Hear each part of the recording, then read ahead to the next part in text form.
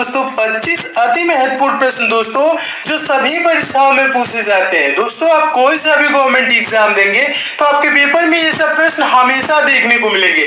जो दोस्तों परीक्षाओं में बार बार प्रश्न पूछे जाते हैं, रिपीट करते हैं, उन प्रश्नों को दोस्तों इस वीडियो में शामिल किया हूं। इसलिए दोस्तों आप सभी प्रश्नों को ध्यान से देखेंगे और याद करते हुए चलेंगे। और जिन प्रश्नों के दोस्तों आंसर आपको पता होगा उसे दोस्तों आप कमेंट बॉक्स में कमेंट भी जरूर करिएगा, ठीक है। तो देखिए दोस्तों पहला क्वेश्चन है, हमेशा पूछा जाने वाला प्रश्न है।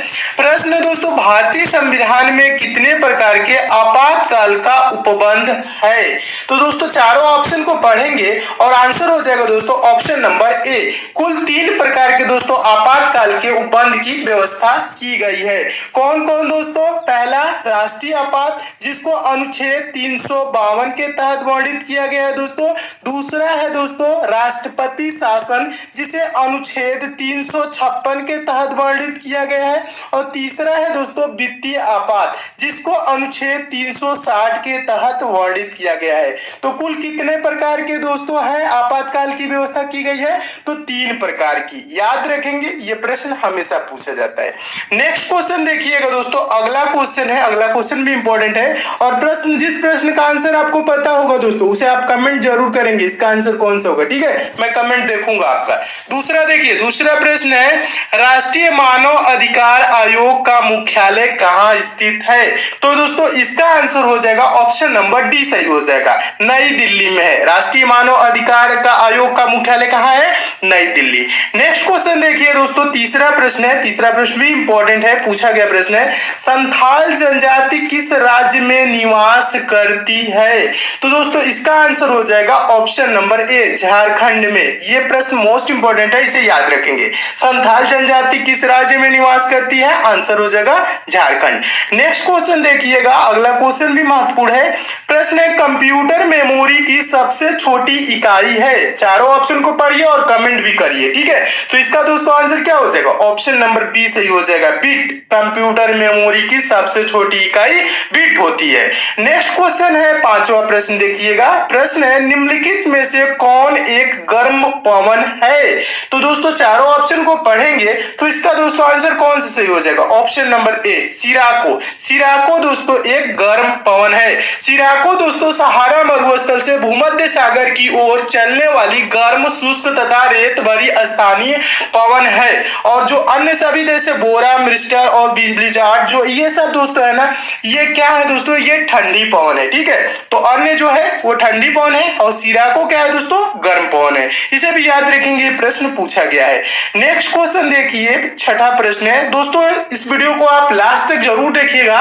लास्ट में कुछ साइंस के मोस्ट इंपोर्टेंट क्वेश्चन को शामिल किया हूं जो बार बार परीक्षाओं में पूछे गए हैं। तो इसलिए दोस्तों लास्ट तक आप देखेंगे तो सारे प्रश्न आपको क्या होंगे दोस्तों? तैयार हो जाएंगे। और आप कोई भी एग्जाम देंगे दोस्तों इसमें से आपको 2-3 प्रश्न जरूर देखने को मिलेंगे।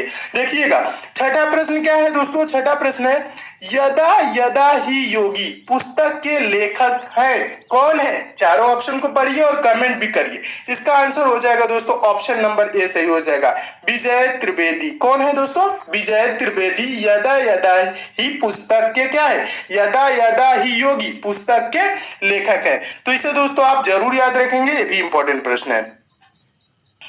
नेक्स्ट क्वेश्चन देखिए दोस्तों, अगला क्वेश्चन है, सातवां प्रश्न है, गोपालपुर तट यानी बीच, गोपालपुर बीच किस राज्य में है? तो इसका आंसर क्या हो जाएगा? ऑप्शन नंबर ए सही हो जाएगा, ओडिशा में। गोपालपुर जो बीच है किस राज्य में है? ओडिशा में है, इसे भी याद रखेंगे। नेक्स्ट क्वेश्चन देखिए, आठवां प्रश्न है। आठवां प्रश्न भी मोस्ट इंपॉर्टेंट है, पूछा गया प्रश्न है, बहुत बार पूछा जा चुका है। देखिए प्रश्न है, भारत में निम्नलिखित में से किससे वर्षा होती है? तो ऑप्शन पहला है दक्षिण पश्चिम मानसून से, ऑप्शन नंबर दूसरा है उत्तर पूर्व मानसून से, ऑप्शन नंबर तीसरा है उष्णकटिबंधीय चक्रवात से, ऑप्शन नंबर डी है उपयुक्त सभी से। तो इसका दोस्तों आंसर क्या हो जाएगा? उपयुक्त सभी से। भारत में निम्नलिखित में से किससे वर्षा होती है? तो उपयुक्त सभी से। अगला क्वेश्चन देखिएगा दोस्तों, अगला क्वेश्चन मोस्ट इंपॉर्टेंट है, हमेशा दोस्तों ये प्रश्न पूछा जाता है और इसका आंसर आप लोग गलत करते हैं। देखिए क्या इसका सही आंसर होगा, कमेंट भी कीजिएगा। निम्नलिखित में से किस राज्य में सर्वाधिक लिंगानुपात है? आप बोलेंगे दोस्तों कौन सा राज्य बोलेंगे, आप बोलेंगे केरल, केरल नहीं है। अब केरल के बाद आपको बताना है कि कौन सा होगा। केरल के बाद कौन है दोस्तों, तमिलनाडु। ऑप्शन के अकॉर्डिंग आंसर दिया जाता है, ठीक है। आप ये नहीं सोचेंगे ना इसमें केरल नहीं दिया है तो इसका आंसर नहीं देंगे, नहीं, उसके बाद भी तो कोई है ना। इन ऑप्शन में बताना है तमिलनाडु, आंध्र प्रदेश, मणिपुर, छत्तीसगढ़ में आपको बताना है कि इसमें सर्वाधिक लिंगानुपात किसका है। तो आंसर हो जाएगा दोस्तों option number A, Tamil Nadu. Tamil Nadu का दोस्तों लिंगानुपात क्या है, 996 है। लिंगानुपात दोस्तों क्या होता है, 1000 क्या लड़कों पे कितनी लड़कियां हैं, मानी 1000 लड़के हैं तमिलनाडु में, मान लीजिए, तो वहां पे 996 क्या है दोस्तों, लड़कियां हैं। और केरल का लिंगानुपात क्या है दोस्तों, 1084 है। कितना है दोस्तों, 1084, यानी कि 1000 लड़के हैं और 1000 लड़कियां। दोस्तों 10वां प्रश्न काफी इंपॉर्टेंट है, लोकसभा सदस्य बनने के लिए योग्यता नहीं है। दोस्तों क्या करिएगा, कभी भी आप जीके के सेक्शन का, यानी जो आपका जनरल अवेयरनेस का सेक्शन होता है, उसे आप दोस्तों पेपर में सॉल्व करते हैं तो प्रश्न को ध्यान से आप नहीं पढ़ते। यहाँ पे कह रहा है योग्यता नहीं है, आप एक ही कोई आंसर देखते हैं, योग्यता है समझ के तुरंत ही मार देते हैं भारत का नागरिक हो। तो ये इस बात का दोस्तों ध्यान रखेंगे, हमेशा छूट जाता है ये नहीं वर्ड, ठीक है। इस प्रश्न को देखेंगे तो इसमें क्या मिला दोस्तों, इसमें कहने को कह रहा है ये लोकसभा सदस्य बनने के लिए योग्यता नहीं है, नहीं है पूछ रहा है। भारत का नागरिक हो, सही है, होना चाहिए। पागल या दिवालिया न हो, हाँ ये भी सही है, पागल या दिवालिया नहीं होना चाहिए। सरकारी लाभ के पद पर न हो, यह भी सही है। ऑप्शन नंबर डी है, उम्र 30 वर्ष से कम न हो, नहीं। लोकसभा सदस्य के दोस्तों बनने के लिए क्या होता है, उम्र 25 वर्ष होता है, तो ये क्या हो जाएगा, गलत है। 30 वर्ष से कम ना हो कह रहा है ना, तो 25 वर्ष से कम नहीं होना चाहिए, 25 वर्ष से ज्यादा हो, ठीक है। तो ऑप्शन नंबर कौन सा गलत हो जाएगा, इसका ऑप्शन नंबर डी सही हो जाएगा, ये योग्यता नहीं है, ठीक है। ये इसको याद रखेंगे और प्रश्न को आप पूरा पढ़ेंगे। नेक्स्ट क्वेश्चन देखिएगा, अगला क्वेश्चन क्या है, अगला क्वेश्चन भी इंपॉर्टेंट है। प्रश्न है, पढ़िएगा, भारत में बॉक्साइट के उत्पादन एवं भंडारण दोनों ही दृष्टि से कौन सा राज्य प्रथम स्थान पर है। चारों ऑप्शन को पढ़िए और कमेंट भी कीजिए और इसका आंसर क्या हो जाएगा, ऑप्शन नंबर ए सही हो जाएगा, ओडिशा। दोस्तों आपको बता दूं, इंडियन मिनरल ईयर बुक 2016-17 के अनुसार ओडिशा दोस्तों भारत में बॉक्साइट के उत्पादन एवं भंडारण दोनों ही दृष्टि से प्रथम स्थान पे है। तो ऑप्शन नंबर कौन हो जाएगा, ए सही हो जाएगा, तो इसे भी याद रखेंगे। नेक्स्ट क्वेश्चन देखिएगा, 12वां प्रश्न भी इंपॉर्टेंट है। प्रश्न है, विधान परिषद में कुल सदस्यों की संख्या कितनी हो सकती है। विधान परिषद में पूछ रहा है, तो दोस्तों पहले आप जान लीजिए, विधान परिषद के कुल सदस्यों की संख्या उस राज्य की विधानसभा के कुल सदस्यों की संख्या की 1/3 से अधिक नहीं हो सकती, ठीक है। किंतु किसी भी अवस्था में 40 से कम नहीं हो सकती। जम्मू कश्मीर इसका अपवाद है। जम्मू कश्मीर क्या है, जम्मू कश्मीर अपवाद है। 40 से कम नहीं होना चाहिए किसी भी राज्य में, लेकिन जम्मू कश्मीर में कितना है दोस्तों, 36 है। तो इसका क्या होगा दोस्तों, 1/3 से कम, ठीक है, नहीं होनी चाहिए। तो क्या हो जाएगा, ऑप्शन नंबर कौन सा सही होगा इसका, देखिए चारों ऑप्शन को पढ़िए। ऑप्शन नंबर क्या हो जाएगा, सी, कुल विधानसभा सदस्यों का 1/3 से कम, ठीक है। तो ये इसका आंसर हो जाएगा। नेक्स्ट क्वेश्चन देखिएगा दोस्तों, अगला क्वेश्चन भी इंपॉर्टेंट है, हमेशा पूछा जाता है, ये प्रश्न पूछा जाता है। तो इसका आंसर क्या हो जाएगा दोस्तों, ऑप्शन नंबर सी सही हो जाएगा। हाइपोविलियन के नाम से जाना जाता है। सोडियम थायोसल्फेट को अन्य किस नाम से जाना जाता है, तो हाइपोविलियन। और सोडियम थायोसल्फेट दोस्तों किसके यूज में आता है, तो फोटोग्राफी के जो होता है ना रील धुलाई, उसके यूज में आता है, ठीक है। तो इसे भी याद रखेंगे। नेक्स्ट क्वेश्चन देखिएगा, 14 नंबर प्रश्न है। 14 नंबर प्रश्न भी इंपॉर्टेंट है, प्रश्न पढ़िएगा, प्रश्न ध्यान से। क्या कह रहे हैं, निम्न में से कौन सा कथन सत्य है। सत्य कथन आपको बताना है, 4 ऑप्शन दिए गए हैं, चौथा ऑप्शन नीचे है, देखिएगा। पहला ऑप्शन दोस्तों क्या कह रहा है, पहला ऑप्शन पढ़िए। पहला ऑप्शन दोस्तों कह रहे हैं, लोक लेखा समिति में 30 सदस्य होते हैं। क्या ये सही है, नहीं, ये ऑप्शन पहला गलत है। तो लोक लेखा समिति में कितने सदस्य होते हैं, 22 सदस्य होते हैं, ठीक है। इसमें 30 कह रहा है, इसलिए ये गलत गलत है। दूसरा क्या कह रहा है दोस्तों, प्राक्कलन समिति में 30 सदस्य होते हैं, ये सही है कि गलत है आपको बताना है। तो ये सही है, प्राक्कलन समिति में 30 सदस्य होते हैं, ये सही हो गया। अगला क्या है दोस्तों, अगला भी गलत होगा। राष्ट्रपति संसद का भाग नहीं है दोस्तों, राष्ट्रपति संसद का भाग होता है, ये भी क्या है, गलत है। तो ऑप्शन नंबर कौन सा सही है, बी सही है। और क्या कह रहा है दोस्तों, ऑप्शन नंबर डी पढ़िएगा। ऑप्शन नंबर डी कह रहा है राज्यपाल की नियुक्ति प्रधानमंत्री करता है, तो ये क्या है, गलत है। राज्यपाल की नियुक्ति राष्ट्रपति द्वारा की जाती है, ठीक है। तो ये भी क्या हो जाएगा, गलत। तो इसका कौन सा आंसर सही हुआ दोस्तों, ऑप्शन नंबर कौन सा, बी। प्राक्कलन समिति में 30 सदस्य होते हैं, लोक लेखा में 22, राष्ट्रपति संसद का भाग भी होता है और राज्यपाल की नियुक्ति राष्ट्रपति करता है।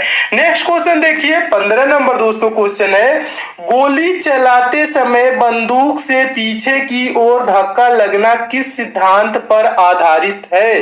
तो इसका दोस्तों आंसर हो जाएगा, चारों ऑप्शन को पढ़ेंगे तो ऑप्शन नंबर बी सही हो जाएगा, संवेग संरक्षण के सिद्धांत पे, ठीक है। संवेग संरक्षण का नियम लिखा है, यानी कि संवेग संरक्षण के सिद्धांत पे आधारित है। क्या क्वेश्चन देखिए, अगला क्वेश्चन है 16 नंबर क्वेश्चन है, पढ़िएगा। प्रश्न है सिंध का विलय किसके समय में हुआ था। तो इसका दोस्तों आंसर क्या हो जाएगा, ऑप्शन नंबर कौन सा सही हो जाएगा, बी, लॉर्ड एलन बरो।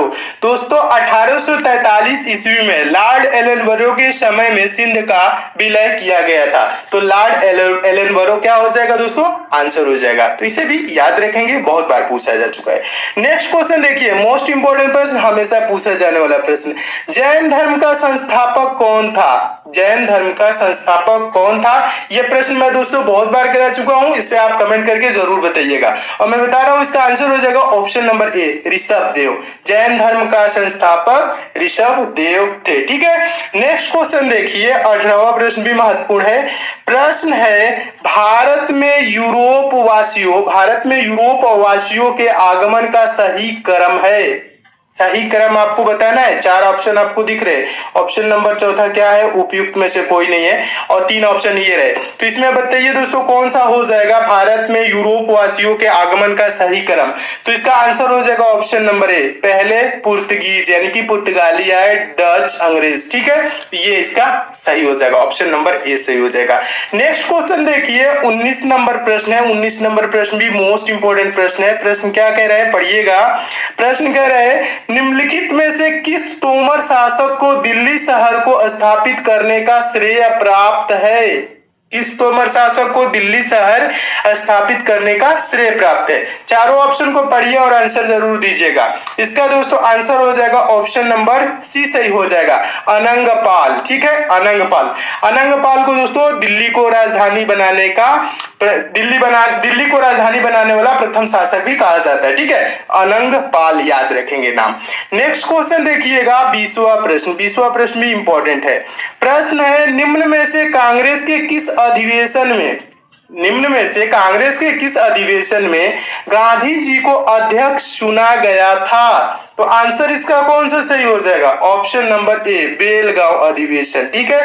बेलगांव अधिवेशन कब हुआ था दोस्तों, 1924, ये भी याद रखेंगे, ठीक है। बेलगांव अधिवेशन पूछा जाता है और सिर्फ एक ही बार गांधी जी को अध्यक्ष चुना गया, वो भी बेलगांव अधिवेशन, ठीक है। इसे भी याद रखेंगे। अगला क्वेश्चन देखिए, 21वां नंबर प्रश्न है। और 21वां नंबर दोस्तों प्रश्न देखने से पहले आपको बता दूं दोस्तों अगर आप मैथ में वीक है, मैथ में यानी कमजोर है, सवाल कम समझ में आती है, नहीं लगा पाते, तो दोस्तों आपके लिए मैं एक चैनल बनाया हूं जिसका लिंक दोस्तों मैं नीचे डिस्क्रिप्शन बॉक्स में उसका दे दिया हूं। दोस्तों आप उस चैनल पे जाके चैनल को सब्सक्राइब कर लीजिए, नोटिफिकेशन बेल को ऑन कर लीजिए, जहां पे दोस्तों मैं मैथ बेसिक से पढ़ा रहा हूँ, 0 लेवल से पढ़ा रहा हूँ, चैप्टर वाइज पढ़ा रहा हूँ। कुछ दिनों में दोस्तों वहां पर जब आपकी मैथ की सारी चैप्टर समाप्त हो जाएंगे दोस्तों, आप भी मैथ के प्रश्नों को सेकेंडों में सॉल्व करने लगेंगे, वो भी बिना पेन उठाए। तो आपको मैथ में थोड़ी सी भी प्रॉब्लम होती है तो दोस्तों उस चैनल पे जरूर जाएं, जिसका लिंक दोस्तों मैं नीचे डिस्क्रिप्शन बॉक्स में दे दिया हूं। देखिएगा दोस्तों अब 21वां प्रश्न क्या कह रहा है। प्रश्न कह रहा है निम्नलिखित में से किस शासक के सिक्कों पर उसे बीड़ा बजाते हुए दिखाया गया है। किस शासक को? ये प्रश्न हमेशा पूछा जाता है।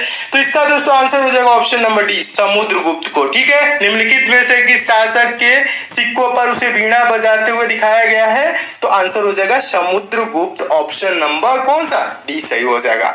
नेक्स्ट क्वेश्चन देखिए, मोस्ट इंपोर्टेंट प्रश्न, हमेशा दोस्तों ये प्रश्न पूछा जाता है, याद रखेंगे। गेहूं में प्रोटीन कितना प्रतिशत होता है? गेहूं में प्रोटीन का प्रतिशत कितना होता है? पूछ रहे हैं ना, यानी गेहूं में प्रोटीन कितना प्रतिशत होता है? चार ऑप्शन आपको सामने दिख रहे हैं और इसे आप कमेंट करके भी बताएंगे। और दोस्तों इसका आंसर हो जाएगा ऑप्शन नंबर सी, लगभग 12% गेहूं में प्रोटीन पाया जाता है। तो इसे भी याद रखेंगे, मोस्ट इंपोर्टेंट प्रश्न है। अगला क्वेश्चन देखिएगा, अगला क्वेश्चन भी इंपॉर्टेंट है। देखिए प्रश्न है, पेनिसिलिन की खोज किसने की? ये प्रश्न क्या है? ये भी प्रश्न मोस्ट इंपोर्टेंट है। कोई भी दोस्तों एग्जाम देंगे ना तो ये प्रश्न क्या होता है? रिपीट करता है, बहुत बार रिपीट परीक्षाओं में कर चुका है। पेनिसिलिन की खोज किसने की? तो दोस्तों इसका आंसर क्या हो जाएगा? ऑप्शन नंबर कौन सा सही हो जाएगा? चारों ऑप्शन को पढ़ेंगे तो ऑप्शन नंबर बी सही हो जाएगा। अलेक्जेंडर फ्लेमिंग ने पेनिसिलिन की खोज की थी। तो इसे भी क्या रखेंगे दोस्तों? याद रखेंगे, हमेशा पूछा जाता है। नेक्स्ट क्वेश्चन देखिएगा, अगला क्वेश्चन भी इंपॉर्टेंट है। प्रश्न है, केसर के लिए पौधे का कौन सा भाग उपयोग में लाया जाता है? केसर के लिए पौधे का कौन सा भाग उपयोग में लाया जाता है? तो आंसर हो जाएगा ऑप्शन नंबर इसका कौन सा? बी सही हो जाएगा, वर्तिकाग्र, जिसे वर्तिका भी कहीं लिखा रहता है, वर्तिकाग्र। ठीक है, तो वर्तिकाग्र याद रखेंगे, ऑप्शन नंबर बी। अगला क्वेश्चन देखिए, 25वां प्रश्न मोस्ट इंपोर्टेंट है, ये भी बहुत बार पेपर में पूछा जा चुका है। प्रश्न है, शहद का प्रमुख घटक है, यानी कि शहद का प्रमुख घटक कौन सा है? चारों ऑप्शन में से आपको बताना है। तो इसका दोस्तों आंसर कौन सा हो जाएगा? ऑप्शन नंबर इसका बी सही हो जाएगा, फ्रक्टोज। शहद का क्या है दोस्तों? प्रमुख घटक कौन सा है? फ्रक्टोज है। शहद में फ्रक्टोज कितने परसेंट पाई जाती है दोस्तों? तो 38.2% क्या होता है दोस्तों? फ्रक्टोज होता है। और ग्लूकोज भी होता है। ग्लूकोज कितना होता है दोस्तों? 31% होता है। और माल्टोज भी होता है। माल्टोज दोस्तों कितना होता है? 7.1% क्या होता है दोस्तों? माल्टोज। वह अन्य शर्करा कितने परसेंट होते हैं दोस्तों? ये होते हैं दोस्तों 9%। ठीक है, इसमें जल की मात्रा लगभग 17% भी होती है। ठीक है, ये भी याद रखेंगे। तो ये सब प्रश्न नहीं दोस्तों हमेशा दोस्तों परीक्षाओं में पूछे जाते हैं। तो फ्रक्टोज इसमें कितना होता है? 38.2, यानी कि प्रमुख घटक क्या है दोस्तों? फ्रक्टोज ही है। ठीक है, सबसे ज्यादा है तो प्रमुख घटक यही है। तो दोस्तों ये है आपके 25 मोस्ट इंपोर्टेंट क्वेश्चन जो बार बार परीक्षाओं में पूछे जाते हैं। दोस्तों इसमें और भी क्वेश्चन है, उसको मैं नेक्स्ट पार्ट में करा दूंगा। और दोस्तों आपको बता दूं, ये सारे प्रश्न दोस्तों आपको अच्छे लगे हैं तो दोस्तों इस वीडियो को लाइक जरूर कीजिएगा और शेयर भी कर दीजिएगा दोस्तों। फेसबुक, व्हाट्सएप, टेलीग्राम, जितने भी दोस्तों आपके पास स्टडी ग्रुप हो उस ग्रुप में एक बार शेयर जरूर कीजिएगा। और जो दोस्त इस चैनल पे नए हैं, जिनको दोस्तों हमारे वीडियोस की डेली नोटिफिकेशन नहीं मिलती है, नीचे दोस्तों रेड कलर का सब्सक्राइब लिखा होगा दोस्तों, वहां पे आप क्लिक करके दोस्तों चैनल के साथ जुड़ जाइए। और बगल में दोस्तों बेल आइकन का सिंबल बनेगा दोस्तों, बेल आइकन पे प्रेस करके ऑन जरूर कर लीजिएगा। ऑन रहेगा तभी आपको दोस्तों डेली सारे वीडियोस की नोटिफिकेशन यानी अब तक मैसेज जाएगी। तो दोस्तों सब्सक्राइब और बेल आइकन पे प्रेस जरूर कीजिएगा। तो मिलते हैं दोस्तों अगले वीडियो में और भी इंपॉर्टेंट प्रश्नों के साथ। तब तक के लिए दोस्तों धन्यवाद।